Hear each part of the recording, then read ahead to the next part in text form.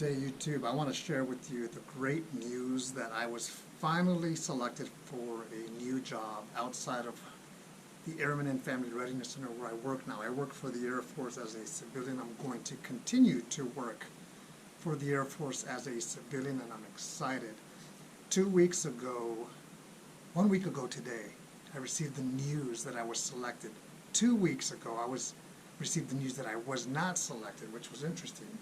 I applied for 3 jobs. I interviewed for one, no interviews for the other one, and all 3 of them said no.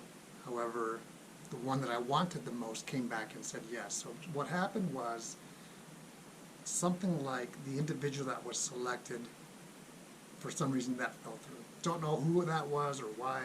Doesn't matter. I'm going to take it. Let me tell you what the new job is. It's a brand new position in the Air Force, even though this has existed. It's called Diversity and Inclusion Coordinator for Peterson Space Force Base. It's one person, and that's the job that I'll be doing. My background is human resources. It's personnel. I've done equal opportunity in the past. So I went to DOMI, that's Defense Equal Opportunity Military Institute, and I am going back to something that I'm very passionate about. This new job is not equal opportunity, but it's very similar, and I'll work with equal opportunity at some point, but they're completely separate.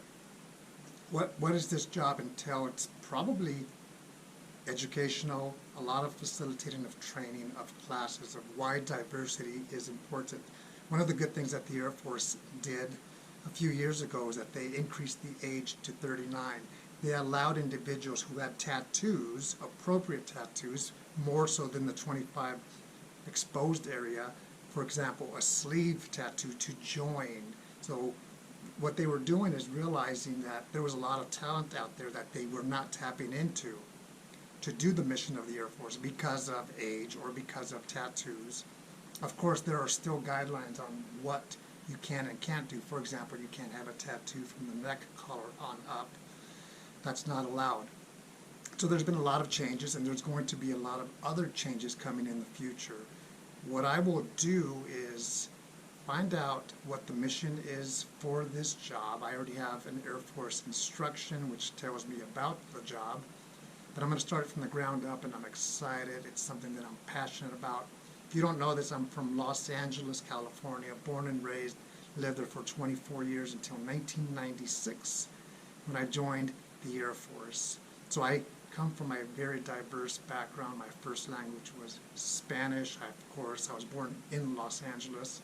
Speak to my parents in Spanish always, and I'm fluent in English, of course, a little bit of French, a little bit of Italian. I love diversity. I love to meet people, to train people, to tell them why it is important. Now, I know there's going to be at least one individual or more out there that are narrow-minded and will say that's not going to work or whatever. But in reality it goes back to you can't please everyone. I have a job to do. I'm excited about the job. I'm passionate about diversity and inclusion, and my goal is to educate individuals, to help them think differently and deal with the challenges as well. So I'll start that job in about 1 month. My time here at Airmen and Family Readiness will be coming to an end, but I'm very excited. Have a great day.